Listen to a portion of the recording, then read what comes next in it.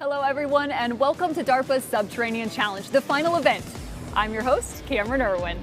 Now, what is the mission of the Subterranean Challenge? Well, it's to build autonomous systems that can rapidly map, navigate, and search a series of complex underground environments to better aid and support warfighters and first responders. These deep, dark, dangerous, dirty, and largely unknown spaces present substantial challenges for warfighters and emergency personnel as they respond to threats from adversaries or disasters. Tunnel, urban, and cave.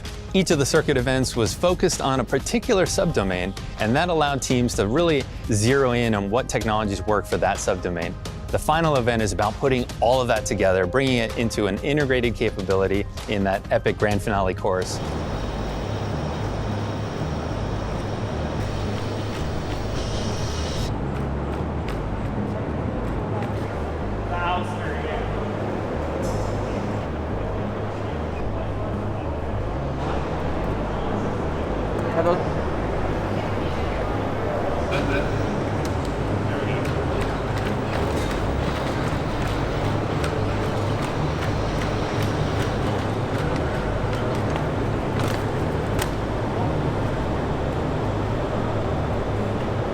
Congratulations, you made it to the gate.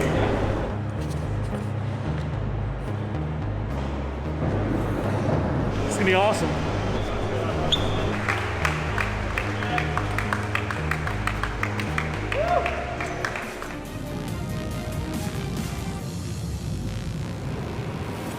It's time to see how Team Marble did in their first run. So, over to you, Scott. What were you guys looking for as that initial robot was able to explore?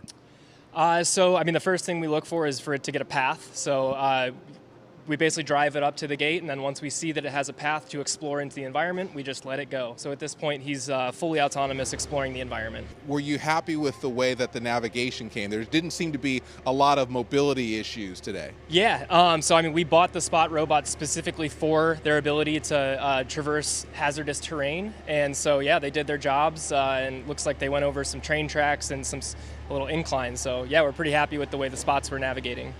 Robots share maps, actually, and they share communications. So as one robot gets closer to another robot, we get all of its information and all of its map, and it fuses it into its own map. All right, Mike Ortansky, thank you for joining us. Congratulations Thank to you. Team Marble as we send it now back to you.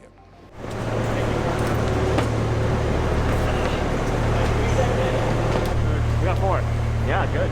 Excellent points. We felt good. Smooth deployment.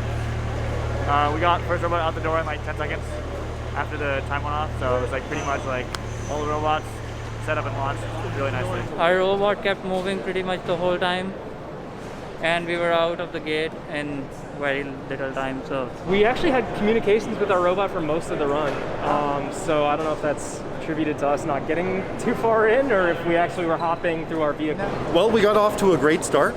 We got all the robots started and out of the gate, and we were ready to go as soon as time hit. And once the robots are on the course, it's largely out of our hands. So we're going to see about the good, the bad, and the ugly, and see how we can improve for tomorrow. Okay, and here is Team Marble. You can see their UGVs, legged UGVs. Let's see if they can get those launched in their second run in the preliminary round. Again, over to Scott Walker with our wrap-up. Harrell Biggie joins me here, part of the team that is making sure that everything works well. And so far, it looked like there were a couple of areas, particularly with the way that you were scoring artifacts and your success rate, that things did go pretty well on the day. How do you assess it? Yeah, it looked very good from my perspective. We added a front-person view for our operator, as well as some deconfliction with cell phones. And that let us confirm the reports the robots were giving, and we had a 1 or 2 false positives, and beyond that, everything we reported was accurate. Once it gets into the cave area, we're going to see some really difficult terrain, and yet it was able to handle it despite a few stumbles. Is that what you guys see in testing as well?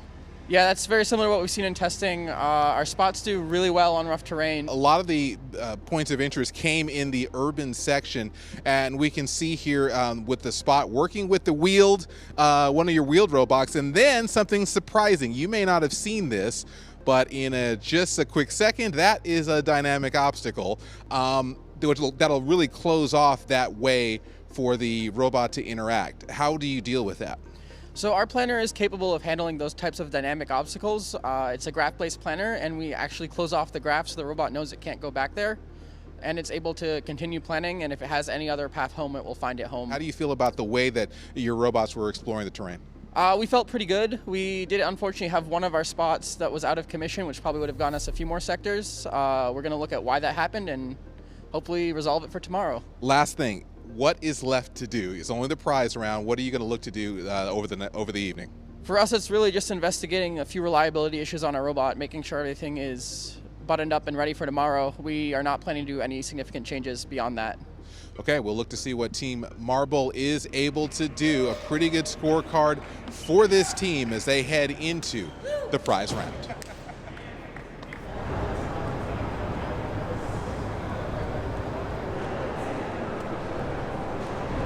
Yesterday's run went super well for us. We doubled our points from our first pre-run, probably the best run we've ever had. We still scored 8 artifacts, which was one of the better teams out there. Part of our run yesterday let us see that we have great comm coverage with our robots. We were able to see really far into the environment. Today is the day we've been waiting for the last 3 years. At stake is pretty much everything, so this is the final event. It's the prize round, and we are pretty satisfied with our performance from the previous run, so we are really excited to send our robots in with minimal changes.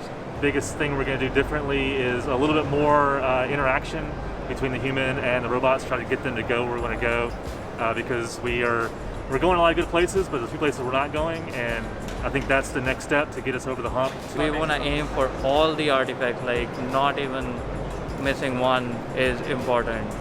So that's what we are preparing for, and that's what we are hoping for. We're feeling really good. I just want to thank all the students that have supported this project. You put us in an amazing place. We did an amazing run yesterday. I think we're going to compete with all the big ones here today, and it's anybody's event. So thank you all for all the hard work and all the effort and all the time and all the late nights. I couldn't be more appreciative, as are all the PIs. Good luck. 13 different teams from 11 different countries competing in the final event of DARPA's Subterranean Challenge here at the Louisville Mega Cavern.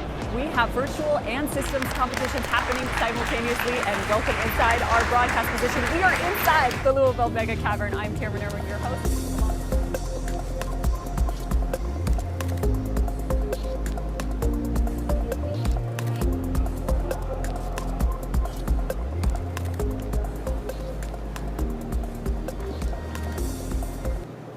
Here we have the overall map of the course, and you can see that there's an urban section in orange, blue section is the tunnel subdomain, and then green is the cave. You take a look at those systems teams that are in action here at the final event, but they were able to learn so much from run 1 to run 2. It didn't necessarily have any expectation or anything leading into that final score, the prize round. Well, and Marble, this is one of their 2 Huskies, or I'm sorry, the 2 Spot robots that they use, and they really felt like the more simple they can keep their hardware, the more effective they would be.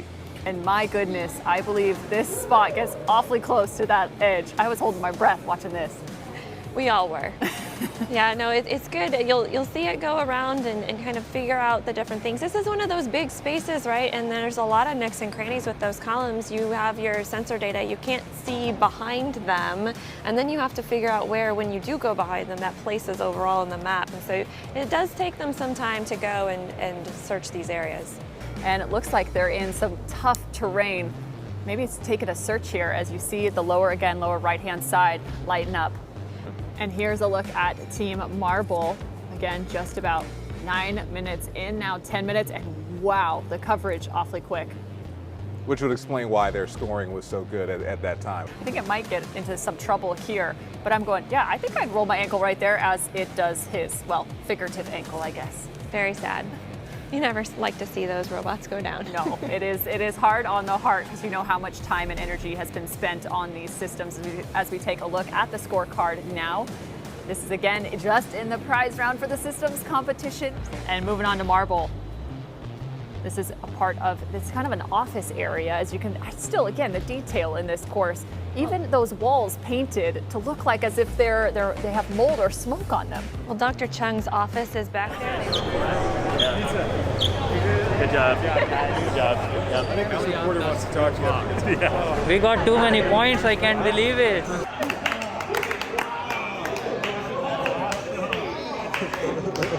Oh, God.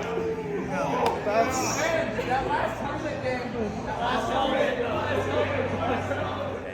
The moment we've been waiting for many of you here as well, the systems competition top place finishers. Third place of the systems competition SubT Challenge final event with $500,000 goes to Team Marble. Good job, Team Marble. Welcome.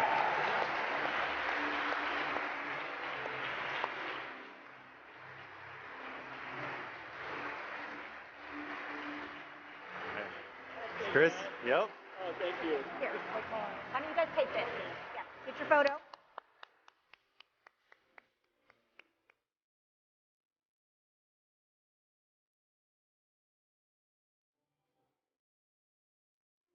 Congratulations, Team Marble.